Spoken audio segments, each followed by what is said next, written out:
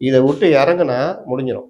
விஜயகாந்த் ஒரு தப்பான முடிவு எடுத்தார்ல, கலைஞர்ட்ட அன்னைக்கு டிஎம் கூட போயிருந்தாருன்னா வேற லெவலு. டக்குன்னு மாற்றி முடிவு எடுத்தாரு பாருங்க. இது இந்த மாதிரி தடுமாற்றங்கள் தலைவர்களுக்கு வரக்கூடாது. அதுக்காக தான் நான் இவ்வளோ நேரம் திருமாவை பற்றி நான் சொல்லிட்டு இருக்கிறேன். மிகப்பெரிய லீடரு, மாற்றினவர் எல்லாம் பண்ணார். இன்னைக்கு அவர் கட்சியே அவர் தொடர்ச்சியாக அங்கே ட்ராவல் பண்ணனால அவர் கட்சியே அவர்கிட்ட இல்லை. அதுதான் நீங்கள் ஆதவ அர்ஜுன் விஷயத்துலையும் வெளிப்பட்டது. கொஞ்சம் மிஸ் ஆயிருந்தா கட்சியை உடச்சி விட்டுருப்பாங்க. ஆதவ அர்ஜுன் இவர் சப்போர்ட் பண்ணி ஸ்ட்ராங்காக நின்றுந்தாருன்னா கட்சியை உடச்சி விட்டுருப்பாங்க. திருமாவளவன் பெரிய சிக்கலை சந்திச்சிருப்பார். ஆனால் இவங்க சொல்லிக்கலாம், இல்லை அப்படி இல்லைன்னு. அதெல்லாம் கிடையாதுங்க. விஜயகாந்த்லாம் உதாரணங்க.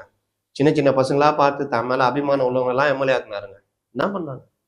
சின்ன சண்டை, அவ்வளோதான். மறுநாள் 10 எம்எல்ஏ யாரெல்லாம் இவருக்கு அபிமானிகள் நினச்சுன்னா அவனாம் போய் ஜெயலலிதா நிற்கிறான். என்னன்னு கேட்டால் தொகுதி பிரச்சனையாக பேச போகணும். இதுதாங்க அரசியல். எப்போ வேணா யார் வேணா உடச்சி விட்ருவாங்க, போய்கிட்டே இருப்பாங்க.